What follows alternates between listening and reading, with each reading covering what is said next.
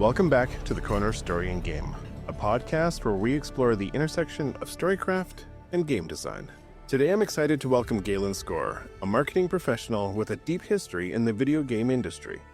Galen has worked on a variety of high-profile projects, leveraging his experience in audience engagement, brand discovery, and marketing strategy to bring games to life for more players. In this episode, we're going to discuss the critical role of marketing in game development, from its early involvement in shaping a game's identity to crafting campaigns that resonate with the players. So, Galen, thank you for joining me. Hey, glad to be here. You're a busy guy, but I'm glad you're going to spare a little bit of time for me with talk about marketing today. Yeah, any wisdom I can impart. I've been kind of doing this stuff for a while, and every project is a bit different, and kind of learn things as I go. But yeah, there's lots to share.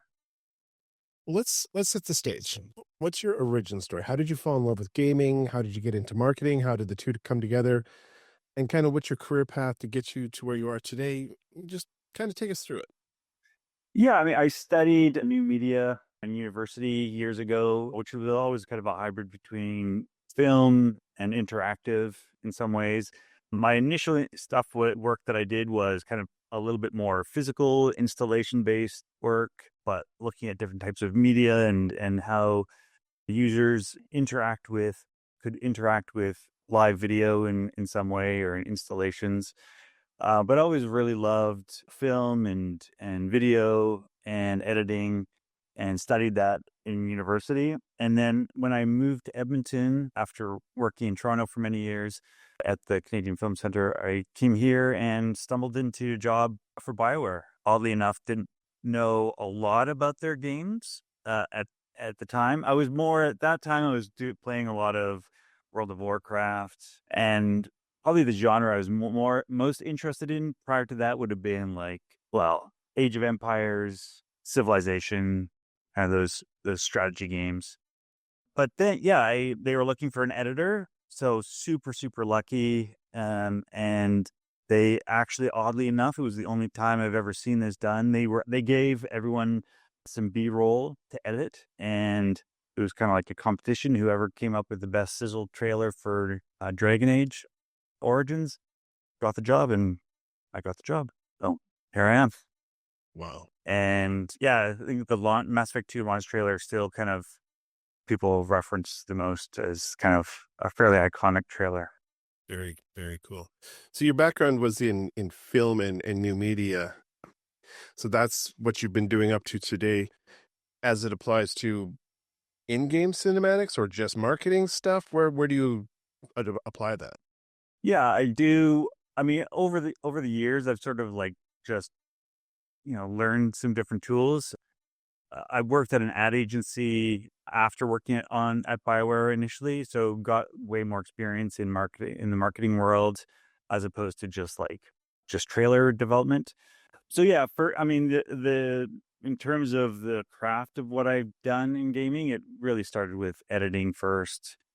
And then when I actually went back to Dragon Age Inquisition, I really dug into the cinematic workflow in Frostbite for that game. And so never did anything within the game cinematics, but a lot of the stuff that we were doing for trailers was custom shots, especially early on when we didn't have a lot of in-game material to capture that was still too rough.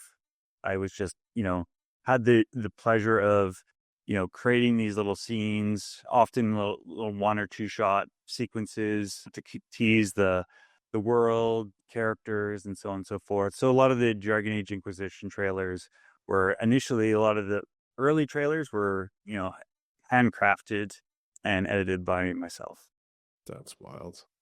And that's why I want to talk to you today, is about taking things out of games and using them to market, and how do we properly market game, and where's the creative crossover between those two fields. So I guess to start us off in that area, how early should marketing be involved in the game development process? Yeah, really early on, it's important to understand the audience and do market research. So, and it really depends on the size of a game and how much a team, an indie studio can do that versus something that's a little larger like Inflection or BioWare. But it's super critical, and I think it really helps the dev team to really allow them to make better decisions in the creative process and to know who they're marketing. And I think often what teams or individuals will do is they really gravitate to like something that excites them as a feature or something new, but not really thinking about how that would fit within the genre. And too often, I think people in the dev side underestimate the importance of genres and how the decision-making process that people make to, why they're purchasing a game. And quite often people are buying a game based on like, it's a genre and a style of game that they previously played and liked. And so they're looking, for example, in Steam, it's like, oh, I liked, you know, Civilization, let's say, but what's another game just like Civilization, but just a little bit different. They take that thing that I love and just do something unique. So for marketing and publishing, it's really helping to like figure out what the genre is, what's kind of feasible, do some testing with market research with players. So we'll often hire like a company who will bring in players. We'll give them at the earliest outset might be like concept art, just even description. Later on, as you go, it's like showing some gameplay and then actually having them play. But it can be as early as like, I've seen this with, for example, with Anthem, like we did it with Nightingale, where it's literally just showing concept art and descriptions. And it's like, what do you think of this? What excites you about this? And that really helps to sort of like figure out, if you're on the right track of the creative, but also the genre that you're developing. Hmm. It's a kind of a long shot, but I'm curious. Have you ever seen where marketing gets involved, like and talks with the narrative department, the gameplay designers about, they're talking about player fantasy early on. They're trying to figure out what the core gameplay loops are. Do they ever tap into marketing and say, hey, we're working on survival crafting game that has a story about loss between a father and son? Like, have you ever seen those conversations where they grab marketing that early, or is that too early? It depends. I mean, yes, especially later on, at Nightingale, we would often do weekly meeting or monthly meetings with the writing team just to figure out, what stuff do you have coming up? What kind of characters can we highlight and storylines? And definitely within, I mean, Nightingale is a bit different because it's not like a traditional, like heavy RPGs type story game.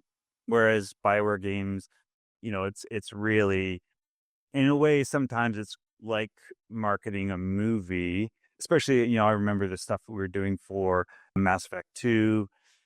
There's so much content and the story arc is very sort of like the hero's journey. So you're in a way sometimes creating marketing assets that mirror movie trailers in a way to get that sort of emotion and character arc, and then doing sort of gameplay within it or as a separate asset. Sense. Yeah. Okay, so moving along further down the pipeline, as the game is being developed and there's things that are coming, you got a slice, you've got things coming out of development. Does marketing ever get input into that process? Like, is there ever studies done or more of these tests and play testing, and then they're like, okay, well, the audience is resonating with this, let's change part of the gameplay or narrative or design? Yeah. Okay. Yeah. I mean, for more and more is doing early play tests is a very common thing. So that was a huge part of Nightingale from, I would say, 3 years out. I mean, initially it's like we would have friends and family. So it's a very sort of select group of just like people we trust, making sure it doesn't leak. Maybe a few influencers that we want to bring in, but you got to be careful on that side and not show things too early. But yeah, I mean, all of those friends and family play tests and the developers as well who are working on the team. It's, for the dev team, it's funny how often people don't have a chance to really play the game. So these opportunities also, like, say, press pause, everyone get in there, really play it for many, many hours and and you learn a lot from that, but also doing follow-up questions with those people who played, what resonated, where they got stuck. And a lot of things changed many, many times. And I mean, Nightingale in particular had started out as an MMORPG, and especially because of a lot of the people working here came from BioWare and had that RPG background. And then over the course of playtests, it shifted focus towards an SOC game, and still keeping some of the sort of story elements that are that we could utilize our writing team for, but shifting the genre and really feeling like what we had built fits that genre a little bit better, and we could adapt it. And that came probably a couple of years into development. Nightingale's a good example of a game that knows what it is and it leans into its own identity. I guess when you've discovered the identity of a game, or even in the process of discovering an identity of a game, what are some of the really good ways to get it out there, to convey that identity that resonates with your audience? Yeah, when I'm developing marketing assets, I mean, it's not my idea, but there's the inverted sales funnel that is often referenced where you have, at the very top, the assets that tend to be the most expensive, but reaching a very wide audience. And for Nightingale, when we first announced, because we are kind of, it's our first game, we had an opportunity to debut at the Game Awards. We wanted something that really hit kind of a wide audience and captured a kind of emotional tone. And it's really leaning, for us, it was really leaning into the unique art and creature styles. And, throughout the marketing campaign, those that aspect was probably the most helpful in terms of selling and promoting the game, and got the most amount of attention. We were utilizing a fairly common survival crafting mechanics, but the thing that really separated us was the kind of the setting, because that genre there's a lot of games in that genre. The more that you can show that you understand the genre, but you are leaning into the things that are unique. And so for us, it was kind of that magical, you know, 18th century, 19th century Victorian era mixed with fae and the creatures that were sort of, very unique to what we had created, kind of helped separate us. I don't know if you're aware, but was there ever a decision made where they were like, these are the players we want? Because Nightingale is right up my alley. Like, that's 100%. Survival crafting are my game of choice. Victorian steampunk or mage punk or arcane punk I love that stuff.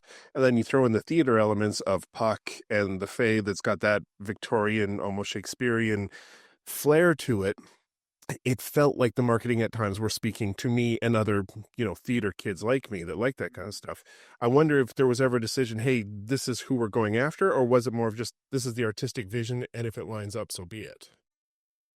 I mean, we knew that the style would appeal. I mean, the steampunk, we always used, not steampunk, the gas lamp fantasy, Yeah. which is a slight shift, whereas it's a little less around mechanical magic and more around fae magic within the Victorian era. So I can't say for sure. I mean, that stuff is more on the dev team as they're developing it, and less on the marketing, because for marketing, we're working closely with the art team on the dev side to, you know, pull out the things that we feel would resonate well.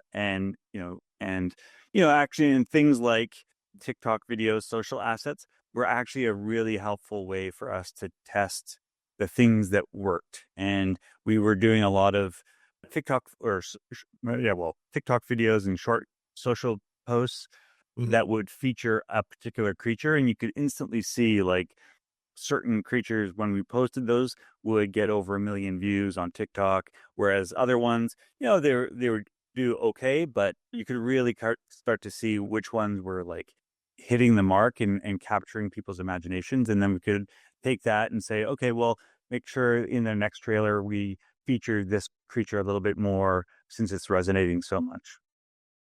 So you made sure you were flexible enough to pivot. You weren't following a very rigid content calendar that was like, Well, there's content calendars that we for sure for like the main assets. So we'd often like time those with big events. And we were lucky enough that, for when we announced it was at Gamescom, we'd usually do another one, some other game show. That I think we did Gamescom again. So for those ones, you really want to put your best work forward. And working with our strategy team, saying, well, let's focus on this type of feature. What's the aspect of the game that is new that we want to sort of highlight a little bit more and talk about. But then within from shot to shot, it's then deciding, okay, well, let's make sure we're using these creatures because they seem to resonate the most with players. very cool. No, for Nightingale, were you capturing like in engine or were you running it through a graphic capture card and pulling material that way? Or Yeah, so a bit of both. Early on in the campaign, it was more custom shots. Just it's yeah, the game itself sometimes isn't quite ready, so we're able to do just a little bit more polish and work with the team to like say, oh well, let's you know we'll use this part of a level. Could you do spend a little bit more time and polish this creature and polish some VFX or whatever? And so, yeah, early on, it's a lot more crafted cinematic shots that I was working on. And then as we got closer and closer to launch, we were able to just, exclusively do gameplay capture. So, from launch, probably about 6 months prior, even a year, maybe a year out, it was like a mix of 50-50 custom shots to gameplay capture. And then it moved fully to gameplay capture. nice. I guess there's got to be a trade-off there where one, you have more control, but on the other hand, then you can say this is actual in-game footage and people love that. Yeah. I mean, it's always a kind of fine line, and there's always a debate of like how close you stay to the game and how much sort of creative freedom. I'm of the belief, especially a little earlier on and higher up on the sales funnel, I think it's important to lean in and spend that little bit of extra time to polish, especially for a really wide audience who doesn't know anything about the game. This is the first touch point. And, you'll see a lot of studios, whether or not it's doing CG stuff or, even the rise of movies or videos that are based on video games. So for example, that new level up? No, slept. Hidden level The ones on on Prime? on Prime. Hidden level, I Anyway, think it is. Secret level or hidden level? secret level. Thank you. That stuff, Mm. totally doesn't look like the game, but you're tapping into a fantasy. And at that high level, it's more about the emotion and the fantasy of what you're promising and less on like the mechanics. And as you go further down the sales funnel, you're building trust and you're looking for those sort of acquisition of like someone's like just on the fence to purchase, they know about you, and then this asset on the store is the thing that goes, yeah, okay, this feels like what I want, it looks like the game, I get the genre. Whereas when you're first introducing it's more about the fantasy and tapping into that for players. And so things like, movies, I think, even for like The Witcher, years after it initially launched, when the Netflix series came out, it suddenly they had more people playing The Witcher than at launch. And it's just, again, it's that fantasy that you're tapping into, that you get to be this, you get to experience this. Doesn't need to look like the game, but it's like what the player gets to feel. Watching the number of people playing Fallout go up while the show was on here at TV, that was crazy. Yeah, and it's really great to see our industry understand how to tell those kinds of stories. That, I mean, 5, 10, 15 years ago, I mean, the movies that were based on video games were just horrendous and just like yeah, just not a couldn't figure out how to adapt those stories. And more that they've really figured out that adaptation step to make to go from like one medium to another, and what works well here may not work well there, and how you translate those. And so, yeah, I think we're so lucky in terms of the kinds of stuff that is getting to longer form media. My daughter, for example, she's not a big gamer, but really loving. I should have remembered the name of it. The animated series on it's on Netflix. Anyway, it's super, she just absolutely loves it, doesn't play the video game, but now knows about the video game just simply because of the show, and how, they're tapping in, she's actually thinking about playing that kind of game just simply because she's coming at it from the entertainment side of it first, or the movie TV series first. Brilliant. Is there is there a piece of marketing content that you've created, a video or something that you're like the most proud of? What's an example of like one that you really hit?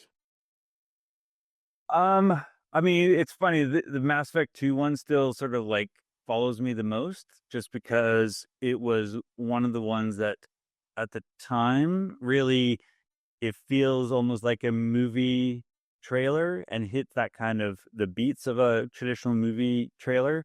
But because the story and the game were so iconic at that time, um, it hit all the right marks. But, there's each game that I've had the chance to work on, I look back on the campaign. So if it's Inquisition, some of the early ones still absolutely love. But, even some of the gameplay ones, I'm very proud of. So it's hard to say, this one's the best more so than any other. But often it's like the ones that are early on in the campaign have a special place in my heart just because, I can remember working on them. There's just like a little bit more time I was able to spend on the craft of like, each shot. And also just that feeling of launching or announcing a game for the first time is really a lot of fun. For Mass Effect Andromeda, when we first revealed the teaser with Johnny Cash song on it, and just seeing the fan reactions coming out, and when they realize that it's a Mass Effect game that's being announced, and just losing it. That's making it, and the trailers are fun, but actually seeing the reactions of fans after, is it's yeah, you can't replace that. It's awesome. That's so cool. My memory's going, but which Dragon Age had a teaser that was 30 seconds to Mars, This Is War? Oh, was that the launch for Inquisition? So, like they're out in the snow in the mountains. I mean, Yeah, no, I think that was the launch. I think that was the launch one for Inquisition. it Oh looks. no, no, oh no, you're thinking of the CG one for Origins. Is it? I think so. It's like the guys, the team walking up with the side of a mountain and then battling the dragon and demons. Yeah, that was a CG one. That was actually, I think, was that a Blur trailer? I wasn't involved in Origins, but that, yeah, the some of the CG stuff that Blur had done for the early Bioware days are yes, amazing. That one was crazy. Oh yeah, well, I guess the reason I asked which one was your favorite though was I was curious. What did you learn from that? What was like a key takeaway from building or developing that piece of asset? Um, I mean, I think it's the power of a well-crafted asset that hits when you can see people reacting, fans reacting to it online. And I think I think there's a lot of emphasis on the sort of the tactical and like the logical assets versus those that are really emotionally driven. And when done well, I think people underestimate the power of strong emotional connections that they have to marketing. And I think we're sometimes too cynical about how emotion plays, and that it needs to really be super logical and emphasize the mechanics. for a certain audience that, is very vocal, and really wants that. But for a wider audience, the power of like just good storytelling and emotion and characters is that's the thing that I remember the most and gives the best reactions online.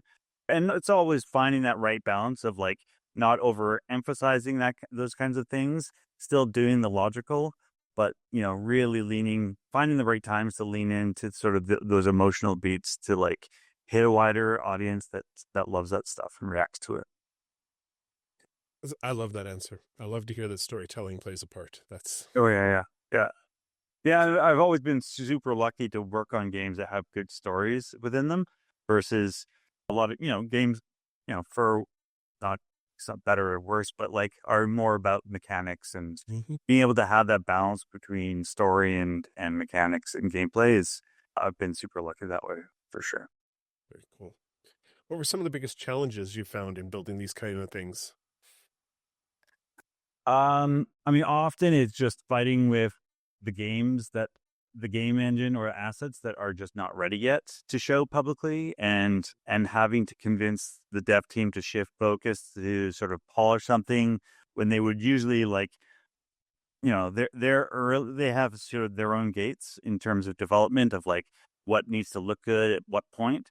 And often when we're working on stuff, we're asking for things to be public and look good, a year or two ahead of when it would actually go public.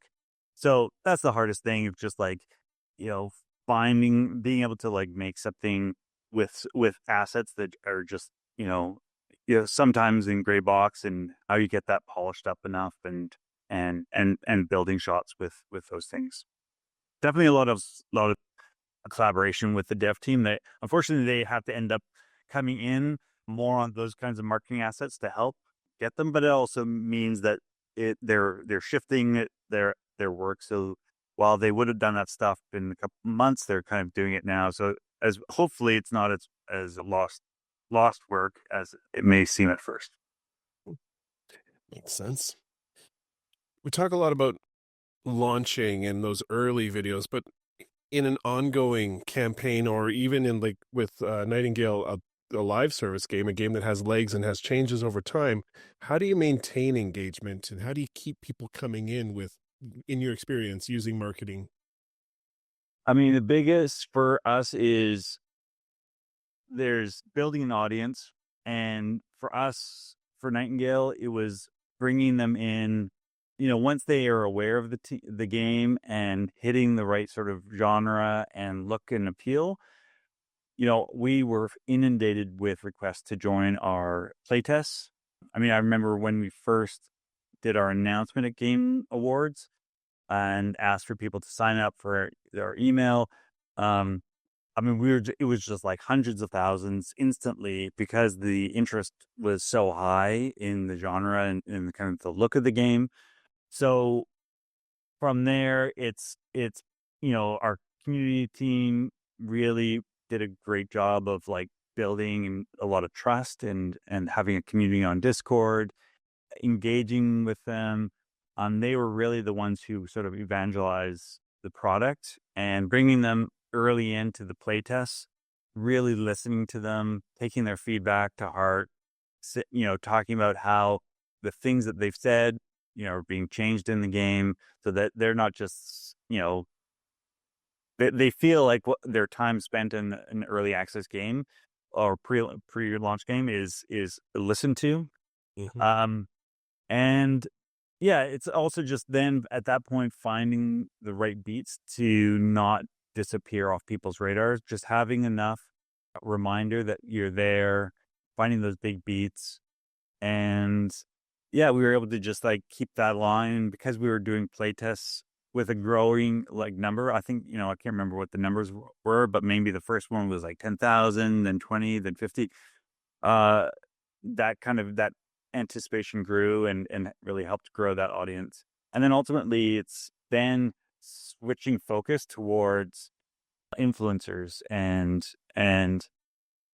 traditional marketing is it's not to say it doesn't work, but there's so much more power in influencers and streamers to get them in early, play the game, get their feedback, but also like be there on day one to stream it. And so ads can do a certain amount to bring in some awareness and social, TikToks, not to say it's one or the other, but that switch towards influencer marketing is super critical. I'm just curious. There may not be an answer to this one, but was there something you had wished you had done to help promote Inflection, or one a game you've worked on? Is there a dream project you never got to realize? Yeah, there was. I had actually, when I was at EA, I'd been spending some time on Plants vs. Zombies and was doing some initial drafts of story development of like scripts for like what that could look like as like TV show or movie. It was at the same time we were doing a little bit of, I was one of the people doing some initial research or strategy on, well, there was a Star Wars Squadrons short that we did as well. And I'm going to forget the name of it. Anyway, always had wished that the Plants vs. Zombie stuff would have taken off. Unfortunately, the game at that time didn't do as well. And I think they kind of shut things down on that project. But I still have the script, and it would have been. It was just a franchise that is dying to have an expanded universe out of the video games, and other games have done it and extremely well. Like my remembering names, the one where you catapults with the Angry Bird? Angry Birds. I mean, they like the fact that you can take a concept like Angry Birds and create an amazing movie out of it. That it doesn't, there's some similarities, but it's just like it's right for like entertainment and fun. And Plants vs. Zombies would have been the perfect thing. So hopefully in the future they'll resurrect that idea. It's a great franchise. That's cool. I swear my son read like kids' books, so Plants vs. Zombies. Oh yeah. Yeah. Yeah, no, and we had worked a little bit with the writers on some of those, and I mean, it was actually funny that you had mentioned that, because it was a lot for a certain group of kids, especially boys in a certain age. It was the thing that really got them into reading, and at an early age, and we heard this over and over. It was just like, you don't think about it, but like that book series, that comic book series, honestly kept that franchise alive for a lot longer than it should have been, just because they were tapping into the kind of humor that they were good at. And anyway, yeah. Very cool. Very cool. I know. Let's start bringing the core conversation to an end. I guess let's tie a bow on it. The question, I guess I would bring it all together with, would be for like a developer or an indie studio, somebody small with a smaller budget. What are some practical strategies that you would recommend based on your experience to help them, like you said, grow and engage an audience? Yeah, I mean, for a new team, it's really understanding where you can get the most bang for your buck, and obviously it's hard to find the right amount of budget to like. Yeah, we're lucky in terms of being able to have a larger marketing budget, but it is so super critical to have something that not only works on the logical in terms of like, this is the genre, this is what's, I think you're going to love about what we're doing and what's unique about our idea, but also like finding the right, just especially finding the way that makes you different, and leaning into those things that's just like, okay, it's the genre that you love, but it's the thing you really, we're doing differently that's going to make you love us even more. So for new studios, it's really understanding like, at a basis, like what's the sort of announcement that you're doing, how you do that, what kind of, you probably at least need an announcement and a launch trailer so that especially for on Steam pages, that Steam head is like super important. And that's the thing that will like, if you look at studies of how people come to digital stores, where they scan, there's a number of things that you can look online, resources for people who've done work in this area, where it's like, okay, we're looking at the review score, we're looking, if that doesn't exist, we're looking at sort of certain tags of like, I like the SOC genre, I like this kind of thing. They're scanning there. The first thing you see in terms of like the images and the videos are incredible, and they literally will like almost all people coming to a game that they've never seen will scan the same kind of process of like, look for this thing, and if those things don't pop and hit them hard, then they're out almost instantly. So making sure you really figure out, you know, with the video that you have on that store page within the first couple seconds, especially if it's something that you're fresh with and you're not an established IP. It's like, okay, I get that this is the genre in the first 2 seconds of what this is. Okay, now it's, oh, I see what they're doing differently. Oh, this is cool.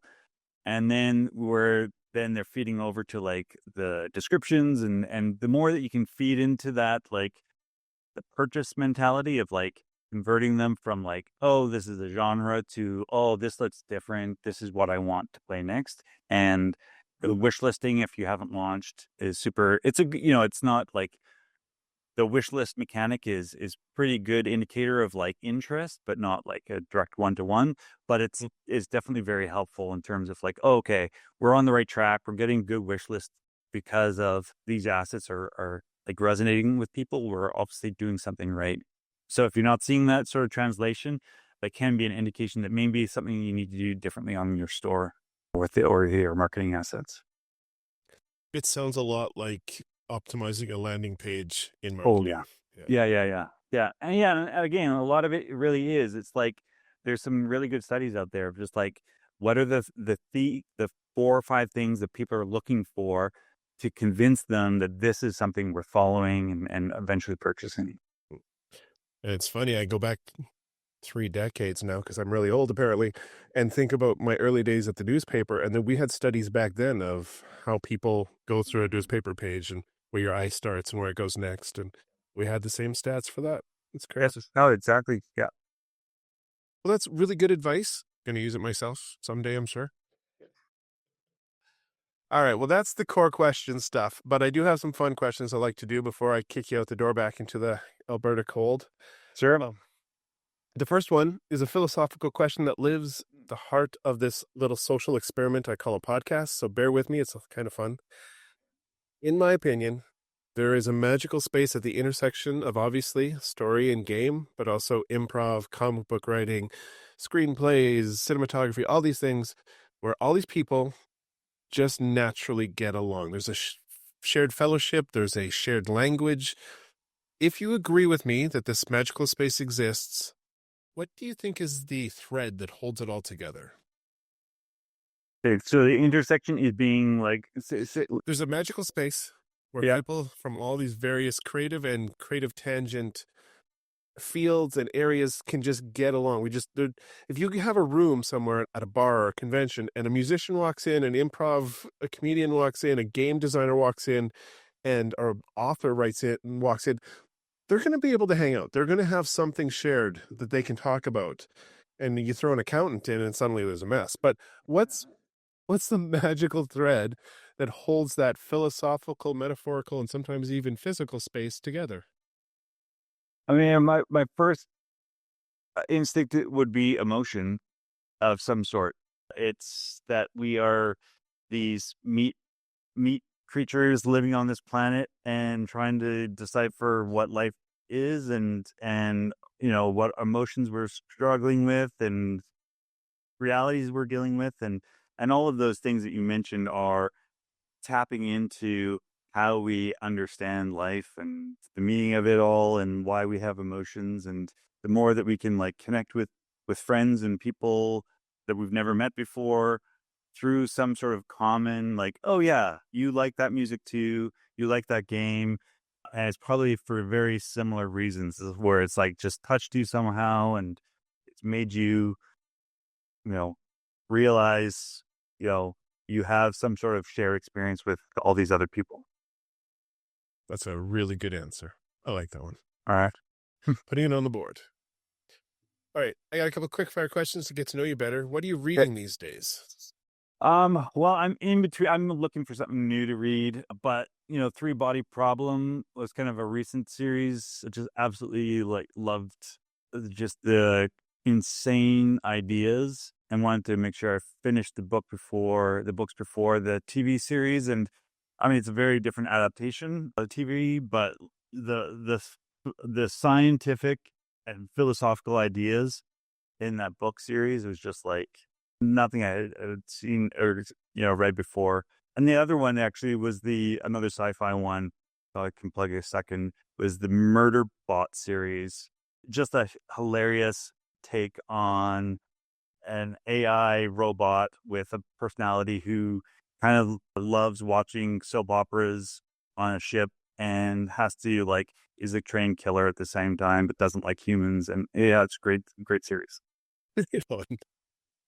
Good recommendations. Okay, here's a tricky one. If your essence was perfectly distilled down, like the essence of Galen, and then injected into a game world, and this could be tabletop role-playing, board game, video game, what would the world be? And what would your archetype / race, class, whatever, what would that be? Oh my gosh. Maybe some kind of sci-fi, somewhat fantastical, magical worlds. Flying involved is important. Archetype. Jeez. I used to play a druid. I love that kind of shape-shifting creatures. Always kind of resonated with me. Being able to be a little warrior, killer here, healer there. You played a WoW druid. Oh yeah. Cool. All right. Well, that's pretty much it. I do like to open up a little bit of space. Is there anything that you want to promote that you have going on, or just where can people find you? Check out your portfolio. What's the word of the day? Yeah, I mean, my portfolio is galen.ca. Luckily, years ago, I scored that URL, and yeah, lots of projects there.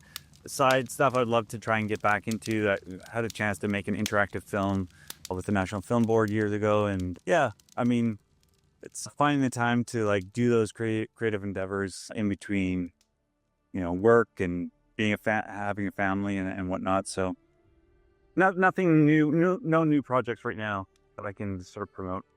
And Galen.ca, is there anywhere else online people can find you if you want them to find you? That points people to other places, LinkedIn, but yeah, no, Galen.ca is cool. Ron, that's it. I'm gonna push out the door out into the cold, but before you go, do you have any parting words of wisdom? I want to give you the last word. No, just go create something that you love making and find the audience who will support you and make it happen. It's time once again for me to usher you out the door and bid you farewell. But first, Galen, thank you for stopping by and sharing your insights and expertise on the intersection of marketing and game design. Your perspectives highlights the essential role that marketing does play in crafting a game story and connecting it with the players. And to you, dear listener, as always, thank you for taking your seat at the table.